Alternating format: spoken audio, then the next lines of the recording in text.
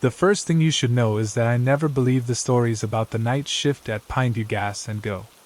Every small town has its urban legends about the creepy gas station on the edge of town, right? Teenagers passing down tales of mysterious disappearances, strange customers that only appear after midnight, or ghostly apparitions in the bathroom mirror. I'd heard them all. But I needed the money, and graveyard shift paid $2 more per hour. So when the position opened up, I took it. My name is Ella. I was 23, living in my mom's basement, desperate to save enough to get my own place. The job seemed simple enough: run the register, restock the shelves, keep the coffee fresh, and clean the bathrooms once per shift. The manager, Dave, was a weathered man in his 50s with nicotine-stained fingers and perpetual dark circles under his eyes. During training, he kept emphasizing the same points. Always lock the door when you use the bathroom. Keep your phone charged. And never, under any circumstances, let anyone behind the counter. Standard stuff for a gas station in the middle of nowhere, I thought. Nothing I couldn't handle. My first 2 weeks on the job were uneventful. The store sat on Highway 16, about 3 miles from the town limits of Pineview, population 2,742.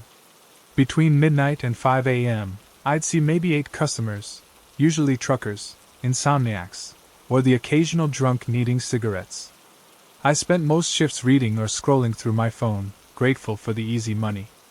It was during my 3rd week that I noticed the cameras.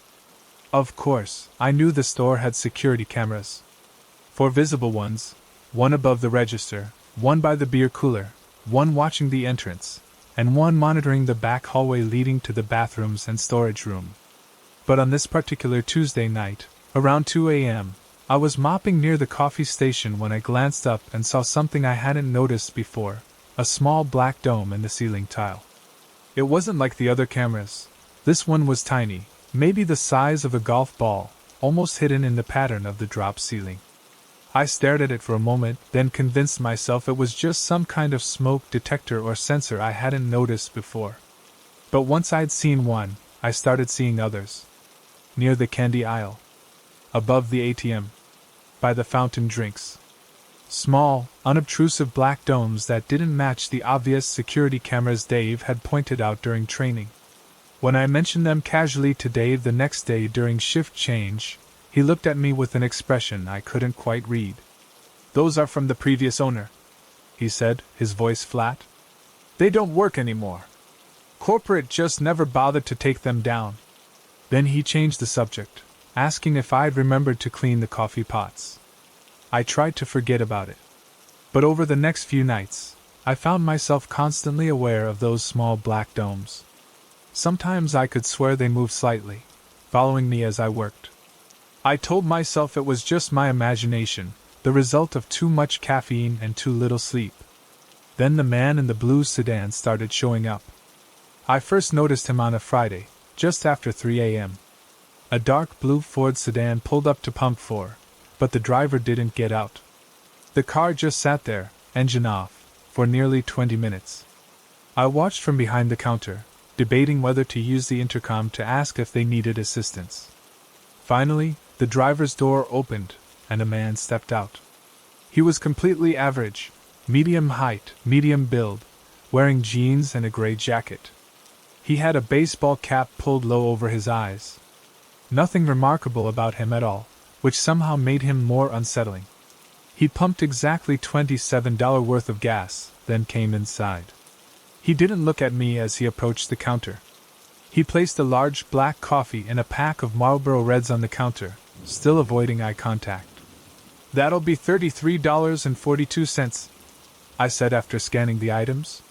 When he finally looked up to hand me 2 20s, I noticed his eyes, pale blue, almost colorless, like ice. And completely expressionless. Not cold or threatening, just empty. Like looking at a mannequin. "Thanks for coming to Gas and Go," I said automatically as I handed him his change. He didn't respond. He took his purchases and left, driving away with his headlights off until he reached the highway. I wouldn't have thought much of it, except he came back the next night. And the night after that.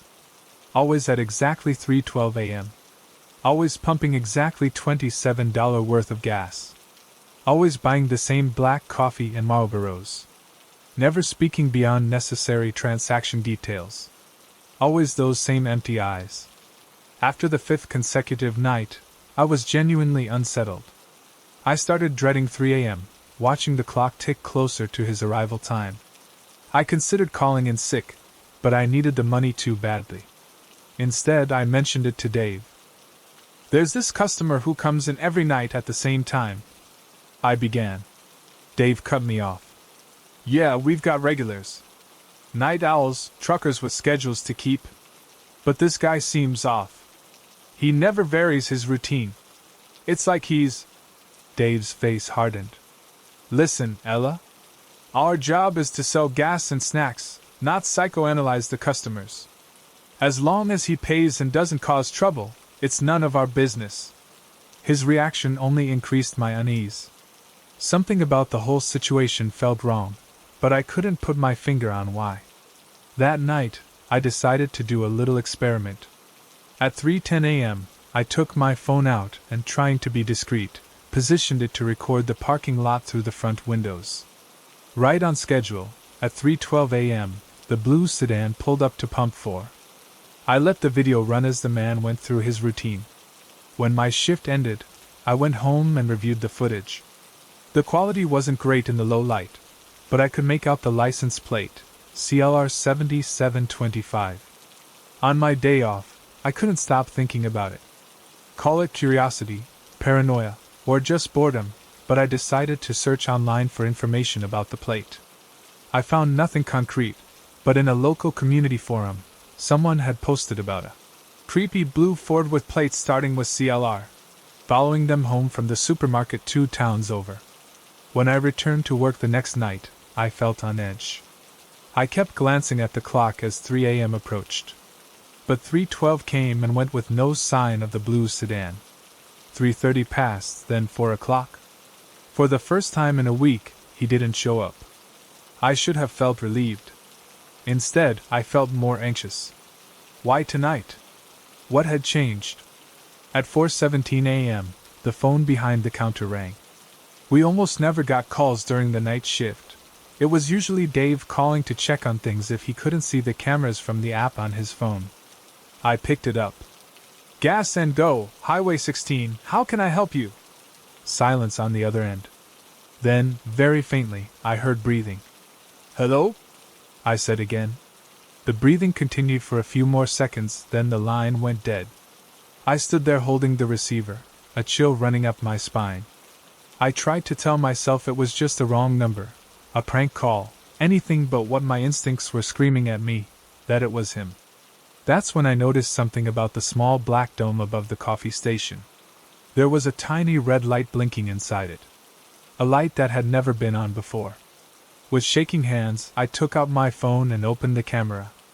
I zoomed in on the dome and took a picture, then zoomed in on the image. The red light was clearly visible, and next to it, something I hadn't been able to see with my naked eye, a tiny logo. 2 stylized letters. SI. I quickly searched online for SI security camera, and found a company called Surveillance Innovations, specializing in discrete monitoring solutions for corporate and private clients. Their high-end cameras could be remotely activated and accessed from anywhere with an internet connection. Someone was watching me. Someone had always been watching me. I looked around the store, suddenly seeing those innocent black domes everywhere, wondering how many had just been activated. I felt exposed, vulnerable, like an animal in a glass box. I wanted to run, but I couldn't leave the store unattended. I needed this job. The rest of my shift crawled by in a haze of anxiety. Every sound made me jump. Every headlight pulling into the lot made my heart race. But the blue sedan never appeared. When Dave arrived to relieve me at 6 a.m., I tried again to talk to him. "Dave, those cameras you said weren't working." "Drop it, Ella," he snapped, with such unexpected force that I stepped back. Then, more quietly, "Just drop it, okay? Do your job and don't ask questions. Trust me, it's better that way."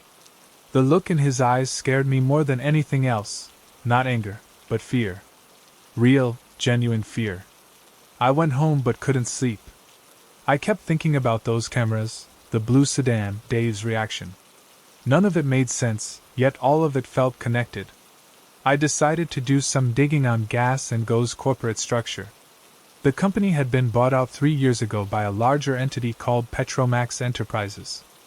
Further searching revealed that Petromax was a subsidiary of a holding company called Sentinel Group. Sentinel. SI. Surveillance Innovations. My hands were shaking as I typed Highway 16 disappearances into the search bar. Multiple results appeared. Over the past decade, 6 people had gone missing while traveling along Highway 16, their vehicles later found abandoned at rest stops or on shoulder pull-offs. In each case, the last known location where their cell phones pinged was within a 5-mile radius of the Gas and Go. That night I called in sick. I couldn't face going back there, not yet. I needed time to think, to plan my next move. Should I go to the police? With what evidence? Some cameras that might be active, a customer with a weird routine, and an internet rabbit hole? They'd think I was crazy. I spent the night researching, digging deeper into Sentinel Group. What I found was disturbing but vague: rumors of government contracts, surveillance technology far beyond what was commercially available, connections to data mining operations. Nothing concrete, nothing I could take to authorities. The next day, Dave called me. "Corporate noticed you weren't on the cameras last night," he said without preamble. "They're not happy. You need to come in tonight, or don't bother coming back at all." The way he emphasized corporate sent chills through me. "Dave, what's really going on at the store?" I asked bluntly. There was a long pause. "Look, Ella," he finally said, his voice quieter. "Some questions are better left unasked. But I'll tell you this, if you want to keep this job, be at the store at midnight. And if you're smart, you'll forget everything else. Understand?" I understood that I was being threatened, but I needed more information. I decided to go in. That night at the store felt different. The air seemed heavier, charged with something I couldn't name. I kept glancing at the cameras, wondering who was watching. The red lights were now visible on 3 of the small domes, no longer hiding their active status. At 1:43 a.m., a police car pulled into the lot. My heart raced. Had someone reported something? Was I about to be rescued from whatever strange situation I'd found myself in? The officer who walked in was young, probably not much older than me. His nameplate read, "Richards." He nodded at me and went to get coffee. "Quiet night?" he asked casually as he approached the counter to pay. "Yeah," I replied, then, gathering my courage, "Officer, can I ask you something? Have you heard anything about disappearances along Highway 16? His face changed subtly, a flicker of something, recognition? Concern, passing over his features before his expression became neutral again. "Why do you ask?" His tone was careful. I hesitated, then decided to take a risk. "Just rumors I've heard. Working nights out here, makes you wonder." Officer Richards leaned in slightly. "Listen, some advice? This stretch of highway, it's got a reputation. Lots of jurisdictional gray areas. Different agencies with different agendas." He glanced up at one of the black domes, then back at me meaningfully. "If I were you, I'd start looking for another job. One in town, maybe." He paid for his coffee and left. I stood frozen behind the counter, his words echoing in my head. Different agencies. Different agendas. He knew something. At 3:12 a.m., the blue sedan pulled up to pump 4. My heart nearly stopped.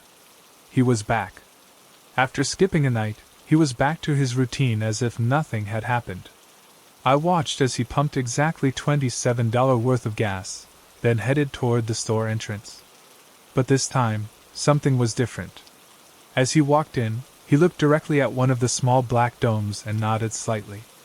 Then he approached the counter, placed his black coffee and Marlboros down, and finally, for the first time, he spoke unprompted. "You've been asking questions, Ella?" He knew my name.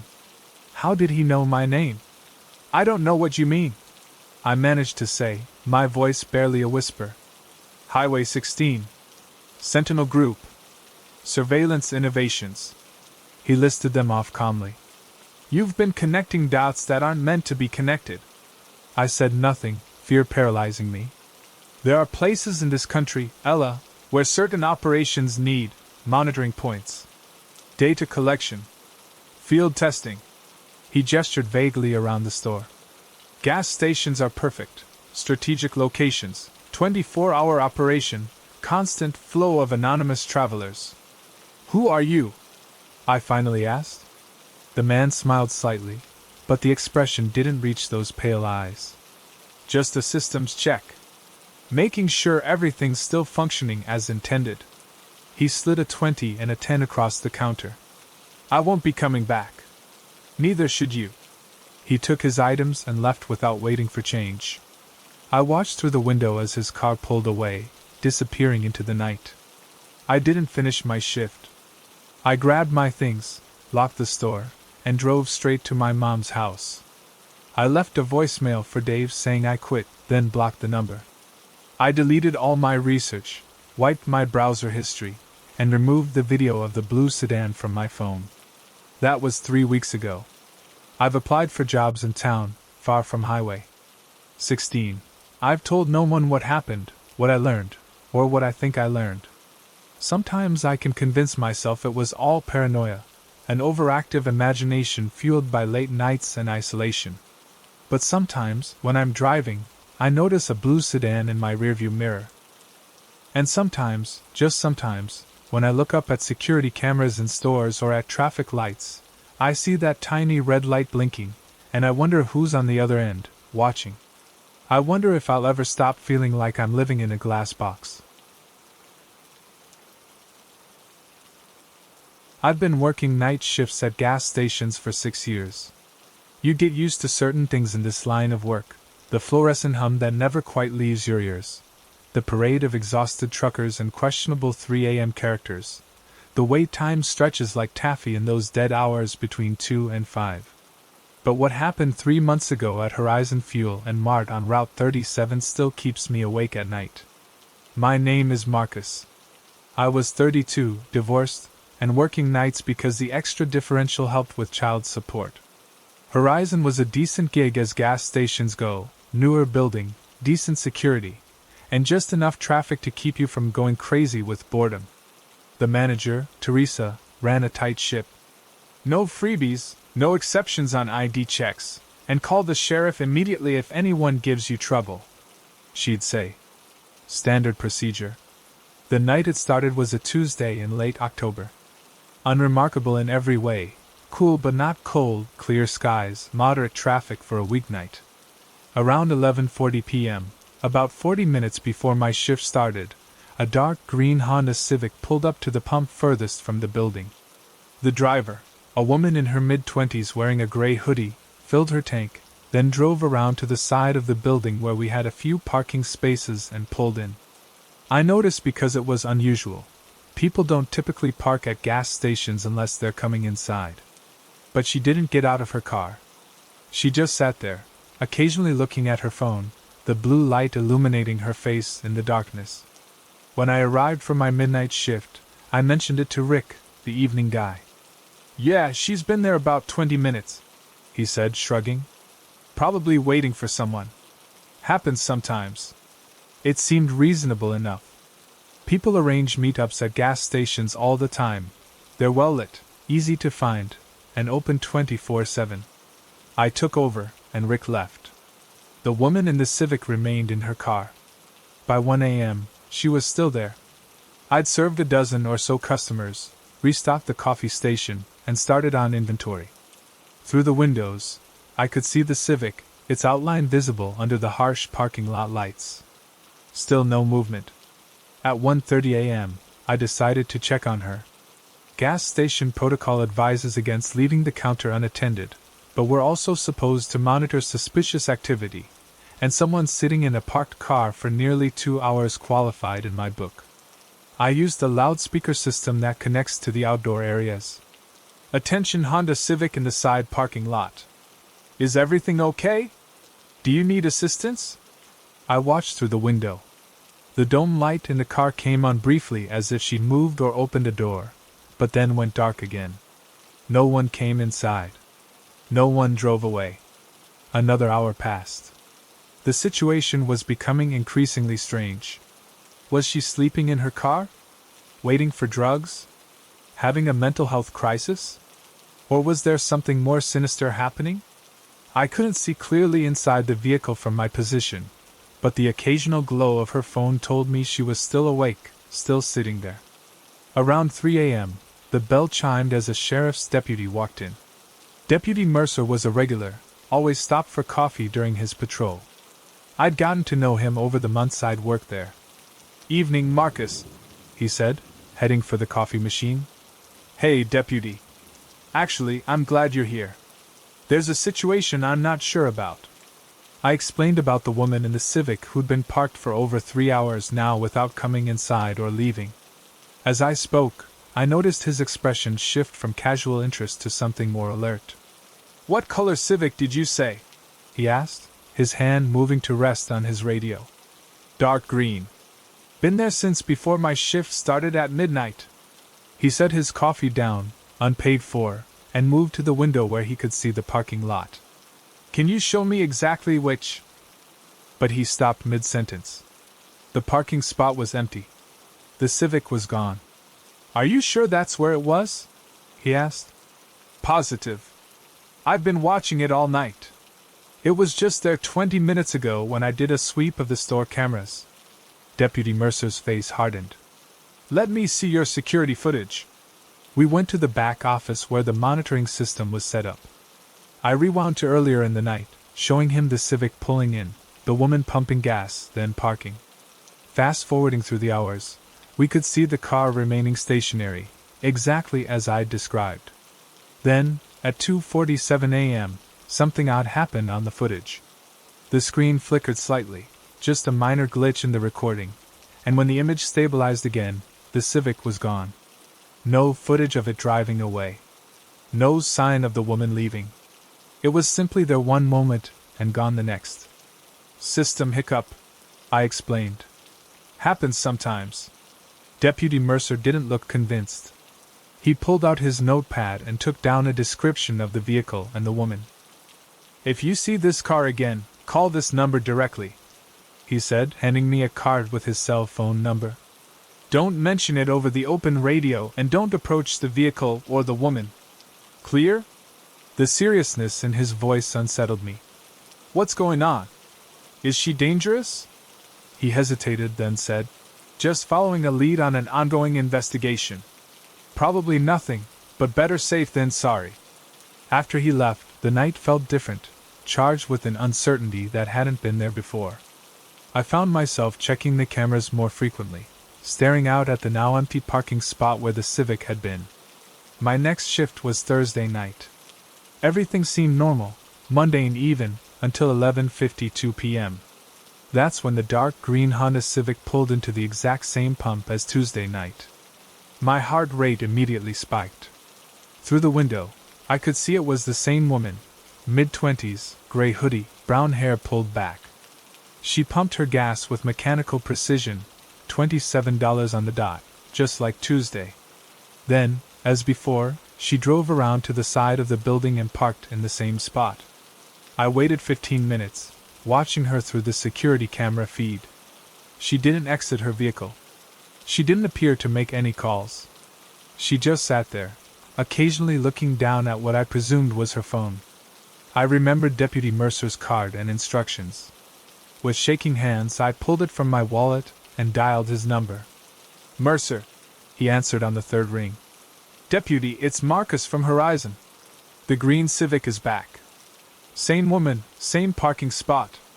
There was a moment of silence on the line. "I'm 20 minutes out. Do not approach her, do not make any announcements over the speaker, and do not let anyone else know she's there. Act completely normal. I'm on my way." The next 20 minutes were among the longest of my life. I served customers with an artificial casualness, all while keeping one eye on the monitor showing the Civic. The woman didn't move. At 12:30 a.m., I noticed headlights pulling in, not Deputy Mercer's patrol car, but a black pickup truck that parked near the Civic. A man got out and approached the woman's car. From the camera angle, I couldn't see his face clearly, just a tall figure in a dark jacket. The woman rolled down her window, and they appeared to have a brief conversation before the man returned to his truck and drove away. 5 minutes later, Deputy Mercer arrived, but not in his patrol car. He pulled in driving an unmarked sedan and parked on the opposite side of the lot from the Civic. He came inside quickly, his face tense. "Has she moved? Has anyone approached her?" he asked immediately. "Someone in a black pickup talked to her briefly about 10 minutes ago. He left, but she's still there." Deputy Mercer swore under his breath. "What did the driver look like?" "Couldn't see clearly on the cameras. Tall, dark jacket. That's all I could make out." He moved to the window, positioning himself so he could see the Civic while remaining partially hidden behind a display stand. "Listen carefully. I need to use your back exit. Then I want you to go about your business normally. If she comes inside or if the black pickup returns, do not react differently. Just serve them like regular customers. Understood?" I nodded, increasingly unnerved by the situation. I led him to our delivery entrance at the rear of the store, and he slipped out, circling around the building toward where the Civic was parked. For the next hour, nothing happened. The woman remained in her car. Deputy Mercer was somewhere out of sight. No customers came in. The store was eerily quiet save for the hum of the refrigerators and the soft music playing over the speakers. At 1:47 a.m., I noticed movement on the camera. The woman was getting out of her car. For the first time in 2 nights, I could see her clearly as she stood under the parking lot lights, average height, thin, with a tense, alert posture that seemed at odds with someone who'd been sitting in a car for hours. She locked her car and walked toward the store entrance. When she came in, the bell chimed.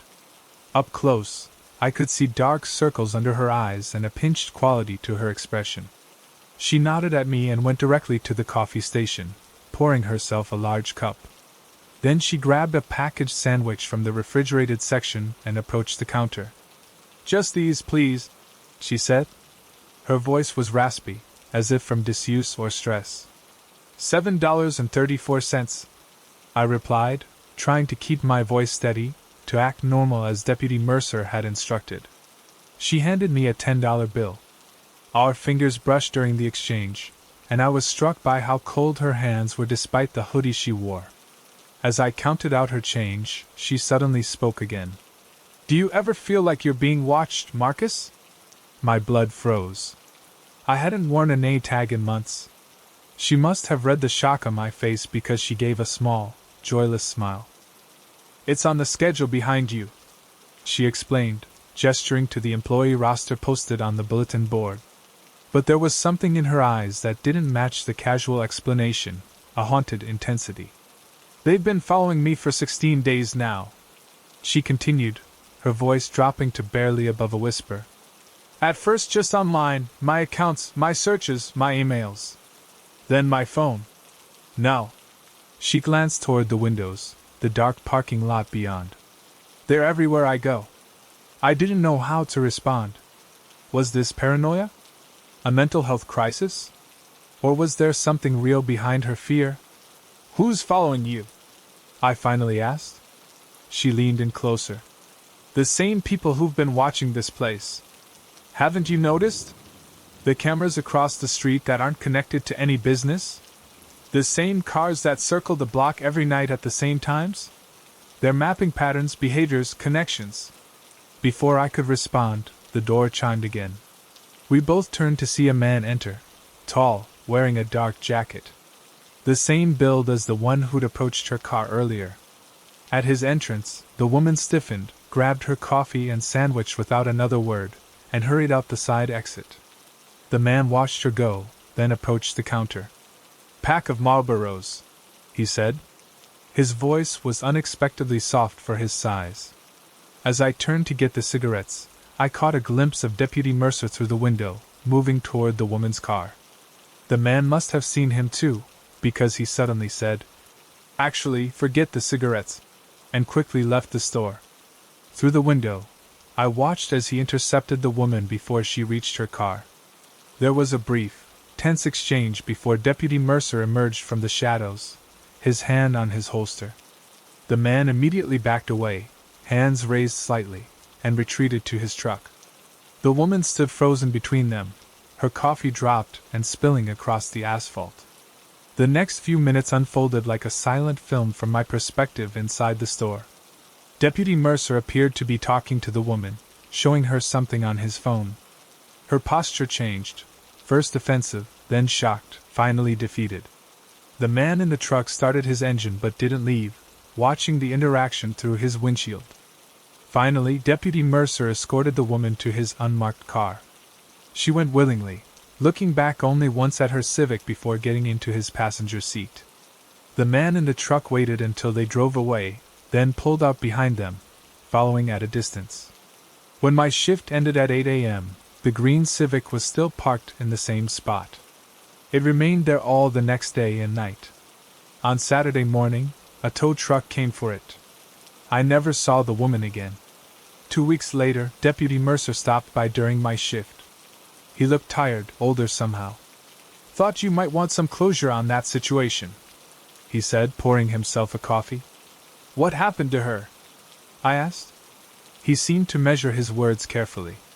"She was involved in something complicated. Witness protection, but she ran. Thought the people protecting her were actually the ones she needed protection from." "And were they?" I pressed. Deputy Mercer's expression was unreadable. "The man in the truck was her handler. I was called in when she was flagged in our system. She's back in the program now." It was a neat explanation. Too neat. It explained her paranoia, the surveillance she'd mentioned, why she'd been sitting in her car for hours, why Deputy Mercer had responded the way he did. But something didn't fit. I remembered the look in her eyes when she'd asked if I ever felt watched. The genuine terror there. The way Deputy Mercer had arrived in an unmarked car rather than his patrol vehicle. The man following them as they left. "She'll be okay now?" I asked, not entirely sure what answer I was hoping for. "She's where she needs to be," he replied, which wasn't an answer at all. After he left, I pulled up the security footage from that night, looking at the image of the woman's face as she'd stood at my counter. I zoomed in on her eyes, those haunted, desperate eyes, and wondered what she'd really been running from. Who had actually been watching her? Whether being back in the program was protection or a prison. 3 days ago, I noticed a new camera installed on the telephone pole across from our gas station. It's small, easily overlooked unless you're looking for it. Yesterday, a dark sedan parked in the exact spot where the green Civic had been. It stayed for precisely 3 hours before leaving. The driver never came inside. Last night, a customer I'd never seen before called me by name even though, as I mentioned, I don't wear a name tag. And this morning, I found a note slipped under my apartment door. Just 5 words, written in hurried script. "They watch everyone. Trust no one." I don't know if it was from her. I don't know what happened to her.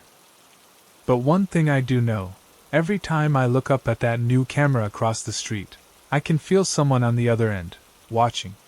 And I wonder if someday, I'll be the one sitting in a car for hours, waiting for the right moment to run.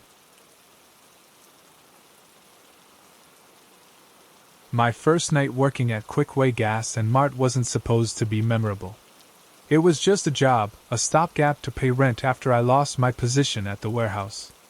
Easiest money you'll ever make, the hiring manager had promised during my interview. Especially overnight.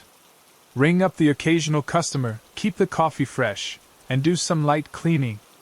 Most of the time, you'll just be getting paid to exist. That's not how I'd describe what happened. I should start by saying I've always considered myself level-headed. Not someone who jumps at shadows or creates problems where none exist. But what unfolded over those 6 nights at Quickway changed something fundamental in how I perceive the world, and the people in it. The location was typical for a rural gas station, a lonely outpost at the intersection of County Road 23 and Highway 41, surrounded by miles of cornfields, with the nearest proper town about 15 minutes away. The store itself was surprisingly modern, recently renovated with bright LED lighting, 16 fuel pumps, and an expansive convenience mart section. Glass-fronted coolers lined the back wall, stocked with everything from energy drinks to six-packs.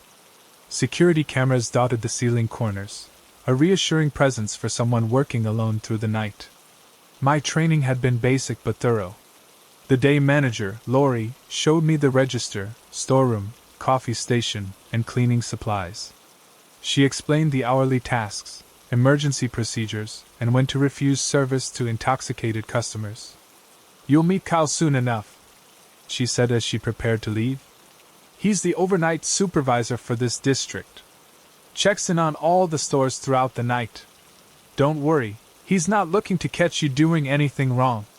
Corporate just likes having management eyes on the overnight operations." My shift began at 11 p.m.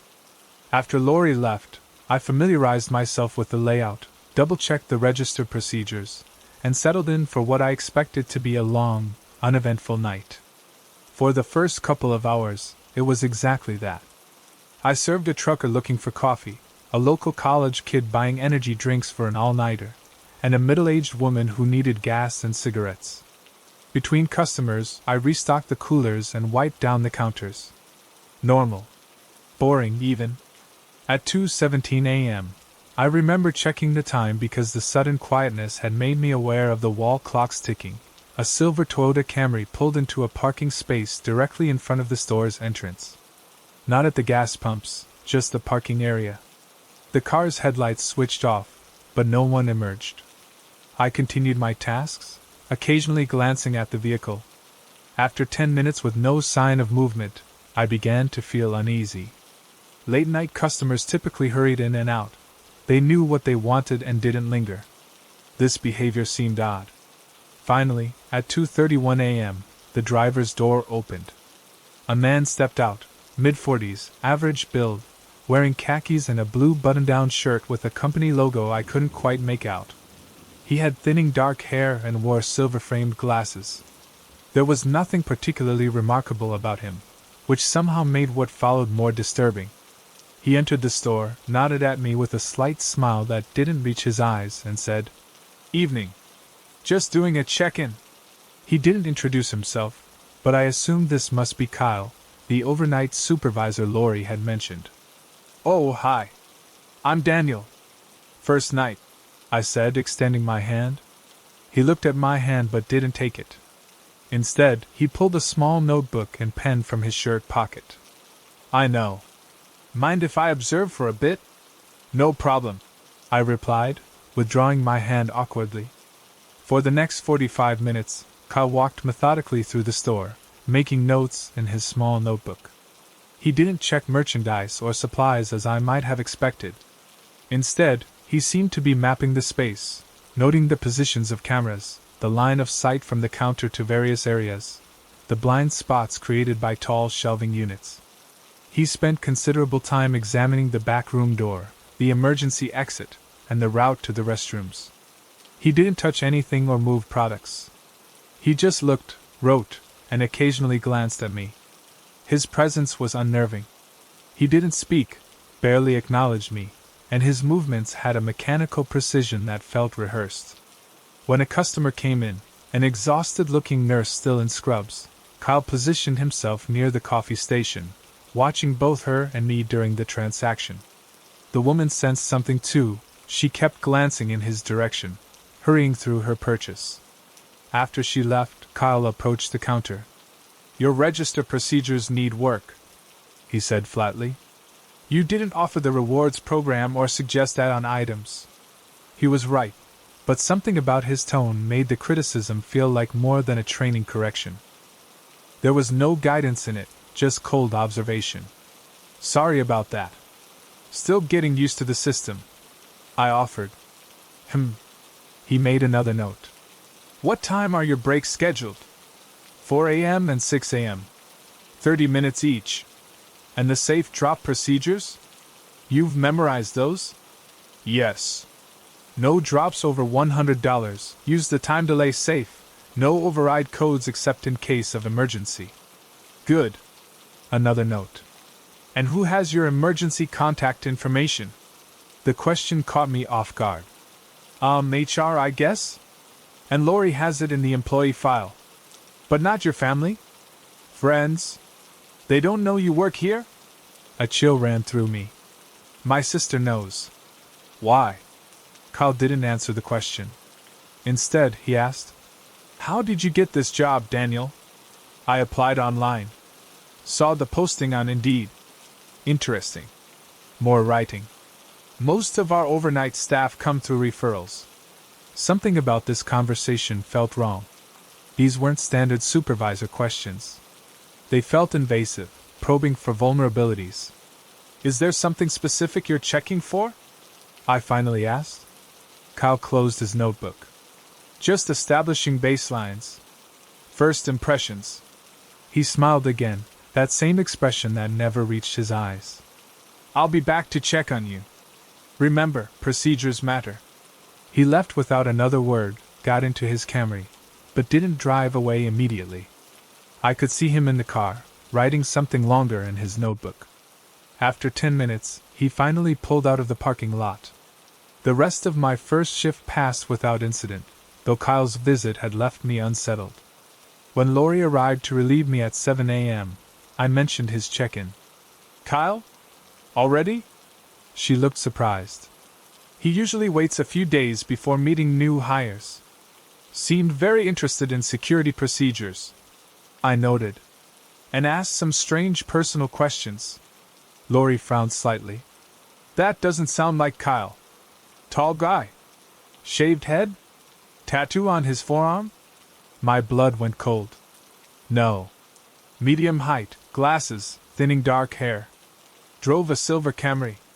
Her expression shifted. That's not Kyle. Our supervisor drives a company car, white Ford with a Quickway logo. And he definitely doesn't have thinning hair. Then who was in the store last night? Lori immediately checked the security footage. Sure enough, at 2:31 a.m., a man matching my description entered the store. We watched as he methodically moved through the space, taking notes, observing me, positioning himself near the nurse. I need to call this in, Lori said, reaching for the phone. This guy is not Quickway management.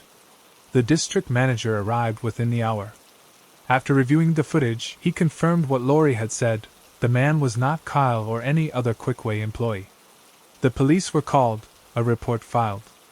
They told me it was likely someone casing the store for a potential robbery, gathering information about security, procedures, staffing. They assured me they'd increase patrols in the area. I was offered the day shift instead, but I needed the overnight differential. Money was tight, and the additional $3 per hour made a significant difference. I agreed to continue working nights, but remained vigilant. My second night passed without incident. So did my third and fourth. By the fifth night, I had almost convinced myself that the strange man had been a one-time occurrence. Perhaps a would-be thief who, after seeing the extensive security, had decided our store wasn't an easy target after all. Then came the sixth night. At 3:22 a.m., a silver Camry pulled into the exact same parking space. My heart rate immediately spiked. I called the non-emergency police line as we'd been instructed, reporting that the suspicious individual had returned. They promised to send someone, but the nearest officer was at least 20 minutes away. When the man entered, he was wearing the same outfit, khakis and blue button-down. He nodded at me as if nothing unusual had happened, as if he hadn't been exposed as an imposter. Evening, Daniel. Just checking in again. My mouth went dry. The police are on their way, I said, trying to keep my voice steady. I know you don't work for Quickway.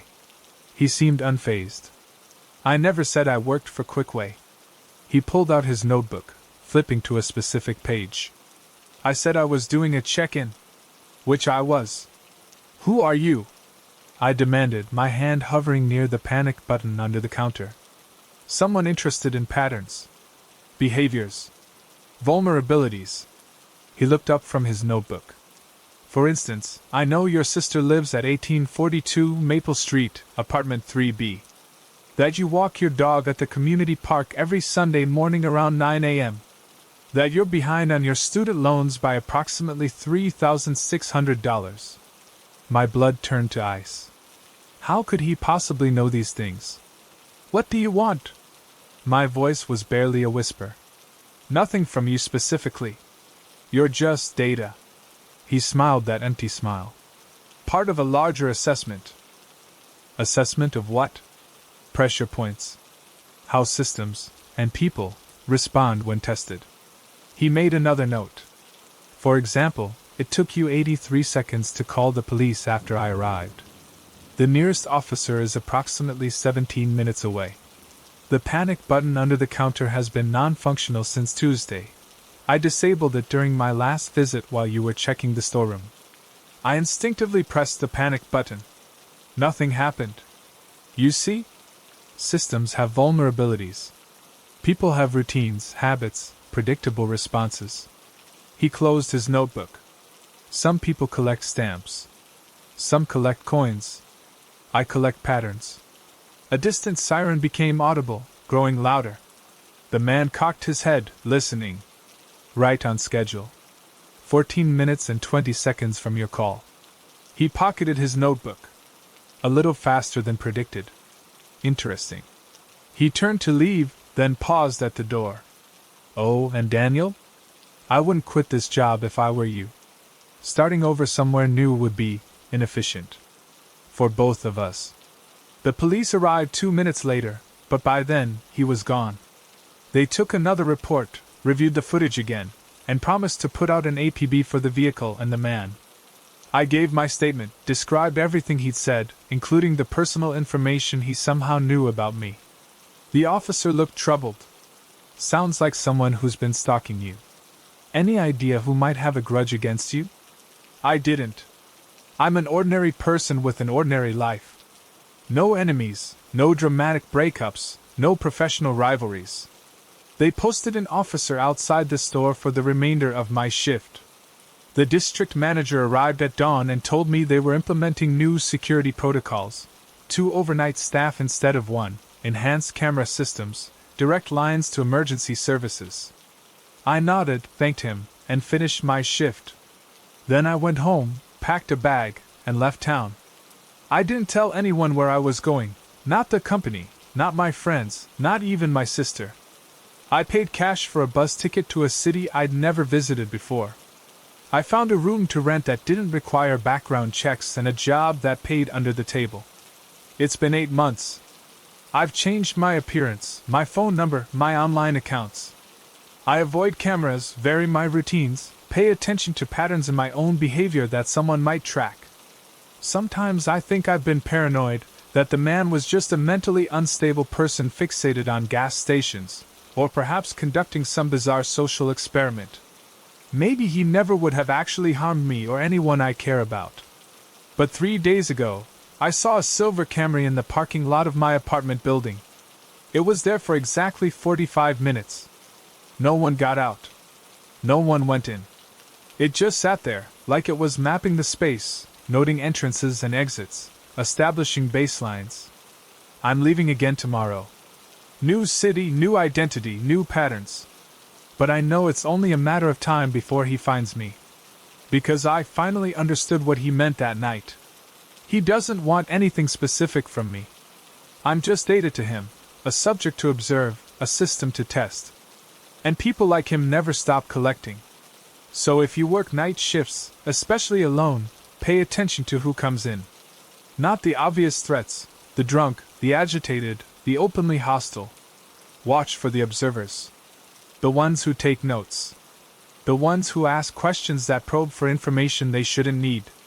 And if a silver Camry pulls into your parking lot at an odd hour, call the police immediately. Don't wait 83 seconds like I did. Because by then, he's already learned everything he needed to know about you. 6 months on the night shift at Vista Point Gas and Market taught me that desert highways breed a particular kind of loneliness. There's something about that vast emptiness stretching out in all directions that makes the small, fluorescent-lit building feel like the last outpost of civilization.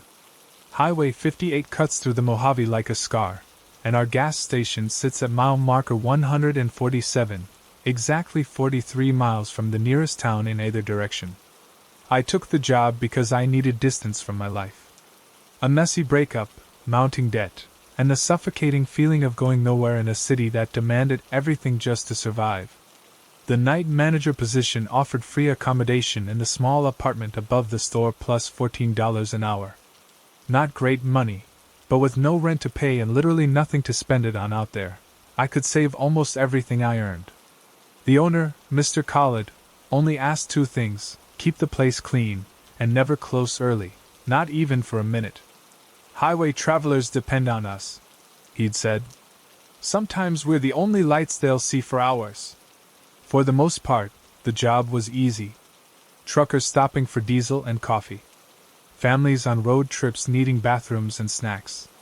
Locals from the scattered homes and trailers that somehow existed out there in the desert. Between customers, I'd restock shelves, mop floors, and watch Netflix on my laptop. The quiet nights were occasionally punctuated by strange encounters. People strung out on who knows what, couples having explosive arguments in the parking lot, the odd drifter looking for work or a ride. But nothing prepared me for Raymond. He first appeared about 2 months into my tenure. It was a Tuesday night in late October, just after 2 a.m., that dead zone when even the truckers are few and far between. The bell above the door chimed, and I looked up from my book to see a man in his 50s, thin but not gaunt, with neatly trimmed salt and pepper hair and round wire-framed glasses. He wore a beige button-up shirt, tucked into khaki pants, with a brown leather messenger bag slung over his shoulder. He looked like a high school history teacher who'd somehow materialized in the middle of the desert. "Evening," he said with a polite nod. His voice had a slight accent I couldn't place, maybe Midwestern, but with something else underneath. "Hi there. Can I help you find anything?" I offered automatically. "Just getting some dinner." He smiled briefly, the expression not quite reaching his eyes, then headed for the refrigerated section. He selected a pre-packaged sandwich, a banana, and a bottle of water. After paying, he asked if he could sit at one of our 2 small tables by the window. We didn't get many people who wanted to eat in. Most were eager to get back on the road, but there was no policy against it. "Sure, no problem," I told him. "Bathrooms are around the corner if you need them."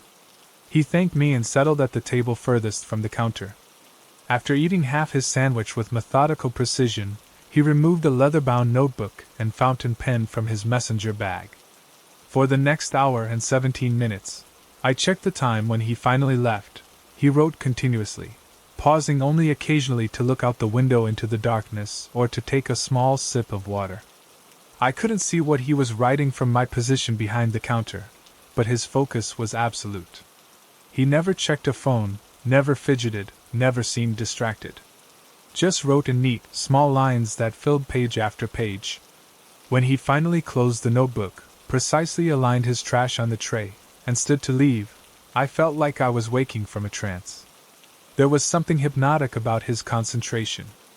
"Have a good night," I called as he headed for the door. He turned, regarding me with an intensity that made me uncomfortable. "I will. And you should be careful, the night has eyes."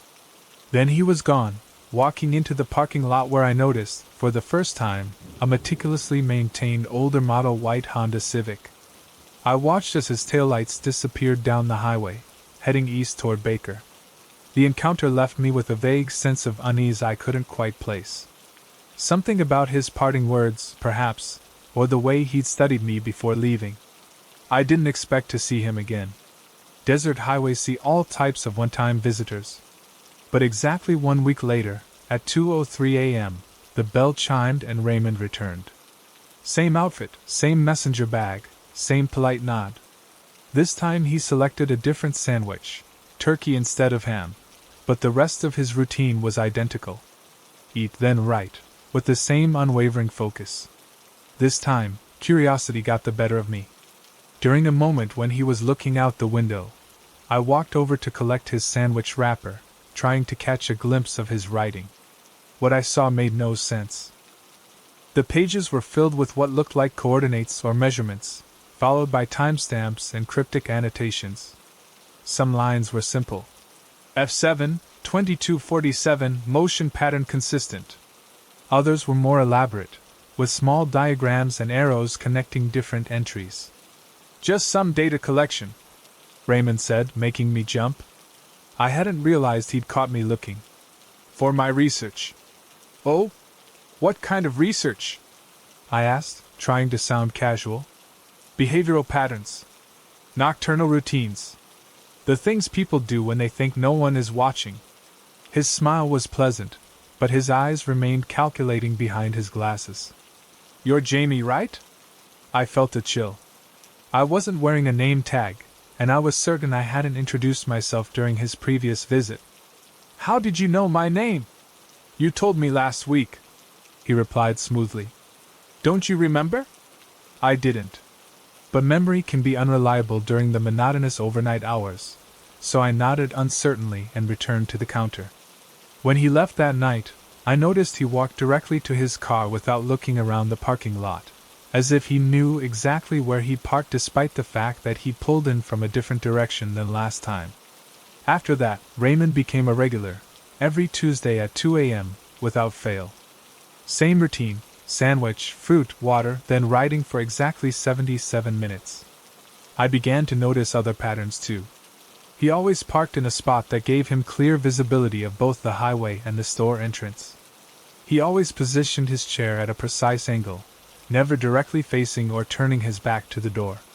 And he always watched me when he thought I wasn't looking.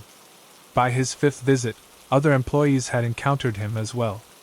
Maria, who worked the evening shift before mine, mentioned him asking detailed questions about our delivery schedules and when we were typically busiest. Todd, who occasionally covered my nights off, said Raymond had inquired about the apartment above the store, specifically, which windows were mine and whether I lived alone. Seemed real interested in you, Jamie, Todd had said. Like creepy interested. I'd watch out for that dude. On Raymond's sixth visit, I decided to be more direct. So, what exactly are you researching? I asked as he settled at his usual table. He looked up, momentarily surprised by my forwardness. Patterns, he said after a brief pause. The desert has its own rhythm. The highway, this store, the people who pass through, all creating intersecting patterns. And what do you do with these patterns once you've recorded them? Raymond's expression shifted subtly. I compile them. Cross-reference them. Eventually, they reveal things, vulnerabilities, opportunities, optimal points of intervention. Intervention for what? He smiled. That depends on what question you're trying to answer. Before I could respond, the bell chimed as a family of 4 entered, parents with 2 sleepy children, stopping for bathroom breaks and snacks on their long drive. By the time I'd finished helping them, Raymond was deep in his writing again, and the moment for questions had passed. That night after closing, I called Mr. Khalid. I described Raymond, his regular visits, his unsettling interest in me and the store operations. Mr. Khalid listened patiently, then sighed. I've had reports about this man from the day's shift as well, he said. He comes in sometimes around noon, buys nothing, just sits in his car watching the store. Police say they can't do anything. He's not breaking any laws by being a regular customer and writing in a notebook. What should I do? Be polite but firm. Don't engage beyond basic customer service. If he becomes threatening, use the panic button. Otherwise, he paused. Maybe get a photo of him and his license plate, just in case. The following Tuesday, I was tense as 2 a.m. approached. But Raymond didn't show. 2:30 came and went. Then 3 o'clock. I began to relax, thinking perhaps he'd moved on to some other location, some other subject for his mysterious research. At 3:17, my phone pinged with a text notification. A number I didn't recognize had sent a message. Observe the pattern disruption. Note your emotional response. Valuable data point. A cold weight settled in my stomach. I hadn't given Raymond my number. There was no way he should have it. 10 minutes later, the bell chimed. But it wasn't Raymond who walked in. It was a young woman, maybe college-aged, with short dark hair and tired eyes. She bought a coffee and a protein bar, then sat at Raymond's usual table. From her messenger bag, identical to his, she removed a leather-bound notebook and began to write. The similarity was too striking to be coincidence.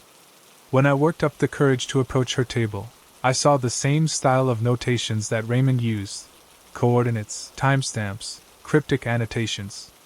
"Excuse me," I said, my voice unsteady. "Do you know a man named Raymond? Older guy, glasses, same kind of notebook?" She looked up, studying me with the same clinical intensity I'd seen in Raymond's gaze. "Raymond isn't a name, it's a designation," she said. "I'm Elise. Or that's my designation for this zone, anyway." "What does that mean? What is all this?" I gestured to her notebook. She tilted her head slightly. "Field research. You've been observed for 43 days now. Your patterns are quite consistent. That's useful for our purposes."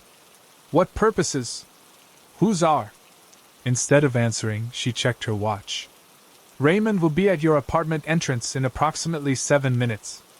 That was the variable we introduced tonight, to assess your reaction to a pattern disruption and observation proximity adjustment." My blood ran cold. I lived above the store. The only entrance to my apartment was a side door that required a key card. How would he get in? "That door is locked." Elise smiled. "Pattern recognition has many applications. One is identifying vulnerabilities in security protocols. Your keycard emits a specific radio frequency. After 43 days of observation, replication was simple." I backed away from her table, fumbling for my phone to call the police. "That's the expected response," she noted, jotting something in her book. "Though you waited 12 seconds longer than the behavioral model predicted. Interesting variation." I ran to the back office and hit the panic button, which would alert both police and Mr. Collard. When I returned to the main store, Elise was gone. Through the window, I saw her climbing into a white Honda Civic identical to Raymond's, parked right next to another white Civic. As both cars pulled away, I counted 5 people in the vehicles, each with the same messenger bag visible through the windows. The police arrived 18 minutes later. They found no sign of anyone at my apartment entrance, though the security system showed an access attempt at exactly the time Elise had predicted. They took my statement, but without any crime actually committed, there was little they could do beyond filing a report and promising additional patrols. I didn't sleep that night. Or the next. Mr. Collard agreed to transfer me to our location in Baker, where I could stay with my cousin until I found a new place. I gave notice on Friday and packed my few belongings on Sunday. On my final night at Vista Point Gas and Market, just after 2 a.m., the bell chimed. I looked up, expecting, dreading, Raymond or Elise or another of their group. Instead, an older woman entered. She wore a cardigan despite the desert heat, and carried a large purse instead of a messenger bag. She bought nothing, just approached the counter directly. "Jamie?" she asked, her voice gentle but firm. "Yes?" I replied warily. She placed a business card on the counter. "Department of Behavioral Analysis. We've been monitoring a research collective that's been operating in this region. They call themselves the Chroniclers. They identify isolated locations and study the people who inhabit them, learning patterns, testing responses to stimuli, cataloging behavioral data." "Why?" My voice was barely a whisper. "They believe they're creating a comprehensive map of human behavior, a predictive model that can anticipate reactions to any situation. Most are former academics, psychologists, behavioral economists who became obsessed with their research." She slid the card closer to me. "We'd like you to contact us if they approach you again. They're not typically violent, but their methods have become increasingly invasive." I stared at the card. Department of Behavioral Analysis. No address, just a phone number. How do I know you're not one of them? Testing another pattern disruption? The woman's expression softened. You don't. That's the problem with people who manipulate reality. They make you question everything. She turned to leave, then paused. Check the back page of your notebook. The one you keep under the counter for inventory. You'll find a message Raymond left 2 weeks ago. We've been watching them watch you. After she left, I pulled out my inventory notebook with trembling hands. On the last page, in handwriting I didn't recognize, was a single line. Subject exhibits heightened awareness of surveillance but continues routine despite suspicion. Optimal monitoring conditions maintained. I quit that night. Left the keys with a note for the morning shift and drove straight through to Los Angeles, where I stayed with a friend for a month before finding a new job. I changed my phone number, deleted my social media accounts, and tried to establish new patterns, new routines. Last week, I received a text from an unknown number. Pattern alteration noted. Adaptation observed. Phase 2 beginning. I see white Honda Civics everywhere now. I can't tell if there are actually more of them around me or if I'm just noticing them more. Sometimes I think I glimpse Raymond or Elise in a coffee shop or grocery store, but they're gone when I look again. And sometimes, late at night, I find myself wondering, if these people can track and predict human behavior with such precision, what exactly are they preparing for? What is the ultimate purpose of their research? I've started keeping a journal of my own, documenting patterns I observe in the people around me, noting behaviors, routines, reactions. I tell myself it's for protection, that understanding their methods will help me avoid them. But part of me wonders if their research is contagious somehow. If once you start seeing the world as a collection of patterns to be analyzed, you can never go back to just living in it. I check over my shoulder more often now. I vary my routes home. I switch coffee shops regularly. But sometimes, when I'm sitting alone in my apartment, I get the unsettling feeling that my efforts are futile, that each evasive maneuver I make is just another data point in someone's leather-bound notebook. Another predicted response. Another pattern confirmed. Thanks so much for watching. I can't express enough how much your support means. The likes, the comments, it all really helps the channel grow. If you enjoyed the video, make sure to hit that like button and share your thoughts in the comments below. I always take the time to read them. And don't forget to subscribe so you never miss out on any new videos. See you next time.